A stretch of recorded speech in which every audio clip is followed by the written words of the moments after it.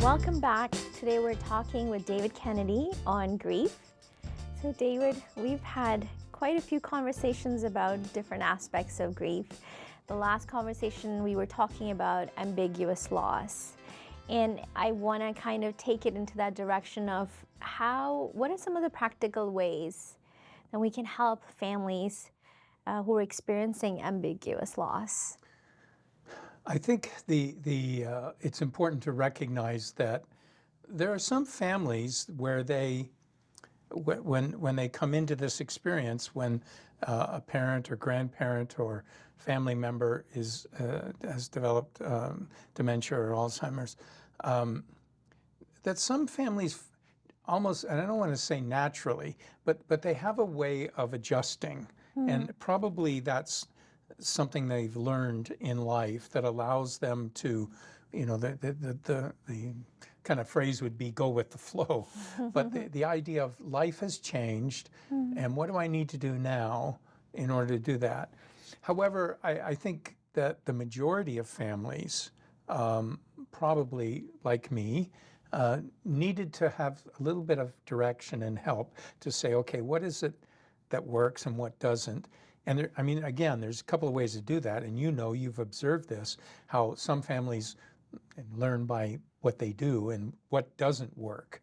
And that's not necessarily a bad thing as long as we're willing to adjust to that. But I think it's healthier if we could probably have a few tools in our toolbox when we're going into this to realize these are things I need to work on when I'm as a family member with this ambiguous loss. So for what I want to talk about first is how do we deal with that piece of it? The grief piece is what follows, and we can follow that up. So one of the first things that I encourage family members to do is it's going to be a challenge, but I'd like you to focus on finding meaning in this circumstance. What meaning is what we need in our life to give us a sense of security and value. And when suddenly, if it's a parent, we often, the meaning of that parent and the role of that parent in our life maybe was somebody who provided us with security, with a place that we knew we could always go to, a trust. And now that's all gone. So that person isn't able to do that. And so we have to find, is there any meaning in this? And I think life has meaning. I think we have to look sometimes, but all of life has meaning. And that gives value to that. I'm not saying this easily. This is a tough one, but I think it starts with that. Is it possible that we can find some meaning in this situation? Create some meaning of this. And I don't mean finding meaning in terms of, oh, this is why it happened, or this is what, I mean, what value can I still see and find in this person and in our relationship? And again, as we talked about earlier, it's the relationship that changes. So this is a new relationship. Can I find meaning in this relationship? Just the fact that maybe this person enjoys, even if they don't know me as a family member, they see me as a visitor, and they're really happy to have a visitor. Is that meaningful to them? Can I find that meaning? I think the other way that we do have to look at identity issues. And again, we've talked about that often, the identity as our parents grow older, the roles change. They're still our parents, but we find out sometimes we're almost the roles reverse. We're the ones having to parent them. And that can really mess up identity pieces for us. So I think having to say, okay, who am I now in this relationship? And what I'm asked to do or how I'm asked to relate may feel differently, but who am I and who is this person? And let's keep that role there. The other big piece that I see there is the attachment pieces. So again, how am I connected to this person? The way that I was attached as a parent-child suddenly isn't there anymore. And as I said, it's almost reversed. So how do we attach? What is that attachment piece like? And what does that mean? The other couple of things that I like to work on are really personal things that we have to deal with internally. And one of them is normalizing ambivalence. A lot of us, we have trouble living in ambivalence. We like to know what we're doing. We like to have certainty. We like to know what's going on. And some people need that more than others. If you're a person who has to have things, lined up and have to have them in a row, we're going to have trouble with this one. Having to learn to live with ambivalence in that tension between things going one way or the other. I don't know what kind of a visit I'm going to have today. I don't know what mood they're going to be in when I get there. I don't know what kind of a response I'm going to get. Can I live with that? Or do I need to know that, oh yeah, that person's going to be okay and they're going to have a conversation. So living in that ambivalence, and that's often a work that we have to work on in our own self to be able to live with that. But I happen to believe that that's probably a good thing anyway, that helps us adjust to life much better. The last piece I would say is that we really do have to find ways to ground ourselves, especially if we are used to the person as being the one who kind of grounds us and gives us safety and keeps us calm. And that's not going to happen anymore. So we really have to center on what is it that I need in order to deal with what's happening? What do I need? What do I need to do that's going to allow me to be grounded so that when I come, I'm coming not needing something from this person. I'm coming to give something to this person. It doesn't mean we won't get something in return. It just means if I'm coming fully needing something out of this visit, we are often going to be disappointed, and that creates all kinds of problems. If I can learn to live with that ambivalence, to say, I don't know what it's going to be like. I'm going to go and just, here's what I'm hoping to do, and if it works, fine. But if Dad's not in a good space today and he's not happy to talk, I'll accept that. So it's the resistance of not wanting to change with what's Right. How your relationship is changing can become problematic. David, I still remember one of my favorite memories of, because with every relationship I find the children react differently with their parents. So there was this one person who would sit by her mom and just put lotion on her hands, put blanket, and just something that I remember when I was having that conversation with her, how's your day today? Just it's wonderful. She was enjoying taking care of her mom, and then she said, she used to do that to me. There was a time when she was doing that to me, and I am grateful that now I get to do that for her. Right. So I think she had found meaning. Right, absolutely. And just knowing that there isn't any cognitive, intellectual conversations that's happening here. The relationship isn't what it used to be, but she just found joy in being present with her mother. Wow. What a beautiful way to be in that moment. And that's a great example.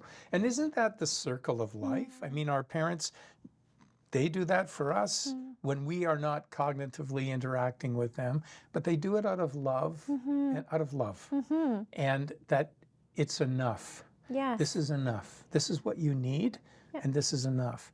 If we could carry that through in the reverse side of it to where, now we're the caregiver. Yeah. And we get to do this for you. And it's enough. It is enough. And it's interesting, if we mention about the babies, they are not able to give anything back to us, yet there is this natural thing in us to just give them love and take care of their physical needs and cherish those moments. Right? Yes. Accept that they can't do that. Yes. I don't expect a child to do that when a child can't do that. Can we do that? Just because my parent has done that in the past doesn't mean they're able to do this now. And if we're constantly, you mentioned earlier, that sometimes you watch families try to, keep the relationship the way it was. And if we're going to do that, we're never going to find that peace and that just being present in that moment, and saying, it's enough. It's enough. And I think in terms of like dementia and Alzheimer's, there's also this piece of that it is a long-term palliative. Right. It's a long-term palliative situation. You are preparing for death for them and for yourself. And it is, and that's part of the challenge, is that long trajectory. And it's really an unknown trajectory. Like sometimes it's not like most cancers, although, that I don't think you can put timelines on it like the people think they can. But I mean, the truth is you've got, most people with a pancreatic cancer, it's a fairly short trajectory. But when we're dealing with Alzheimer's, somebody with, if their heart and circulatory system is strong, we have no way of saying, oh, that's going to be 5 years or so. And so there's that challenge of ambiguity too. How much longer am I going to live with this? And the longer we live with it, and that wears us. So looking after ourselves, we do that is a challenge too. And that's where that adjusting our mastery, being able to deal with our own grounding pieces, knowing when to say, you know what, today's probably, I don't think I can go and visit today, but it's okay. And not feeling the guilt of not being there every moment. So guilt. Yeah. That's a big one, David. It's the gift that keeps on giving, right? The gift that never ends. So many family members grieve that and they carry that guilt because they are not able to take care of them on their own and they have to hand them over to someone else.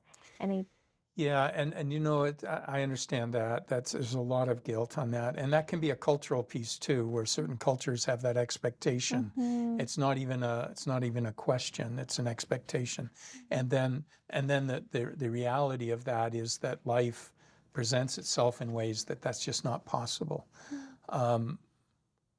Guilt is, so I ask, when I'm working with people and with that piece, and there's a lot of guilt associated with grief as well. Things I should have done, things I could have done. So we have to find ways to move to a more realistic bed rather than guilt being the driver. And that is what's possible. What's possible for everybody? What's possible for me in light of my responsibilities? What's possible for other people who have responsibilities? And it's a hard call, but I think, you're right. Long-term care for families can be a real guilt piece.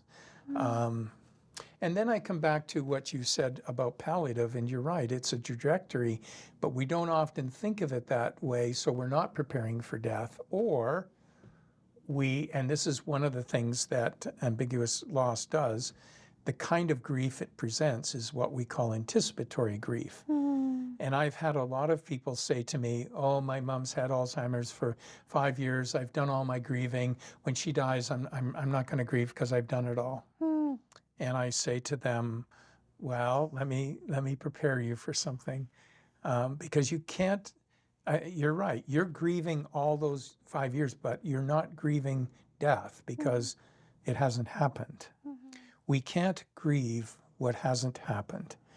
We grieve what is happening. So you're watching your mom, your dad, you're grieving that they're not who they were, you're grieving they can't do things, you're grieving they can't carry on conversation long term with you.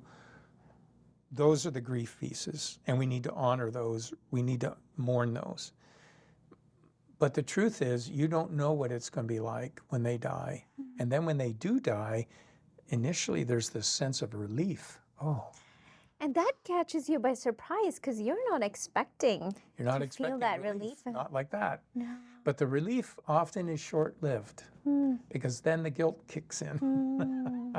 Oh my gosh, this is hard. They're not here. And I say to people, the truth is when they're here, you know that you can always get in your car and you can go and see them. But when they die, you can't see them.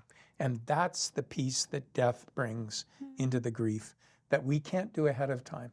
So anticipatory grief is the grieving that we experience as we move towards death. And it's real. And that's what this ambiguous loss presents, because you're grieving, I've got the physical person, but psychologically they're not here. David, thank you so much. This is excellent. Thank you for sharing your wisdom. And on behalf of SeniorFlix, it's really a delight to have you. Thank So you. we will continue some of our conversation on grief on the next segment.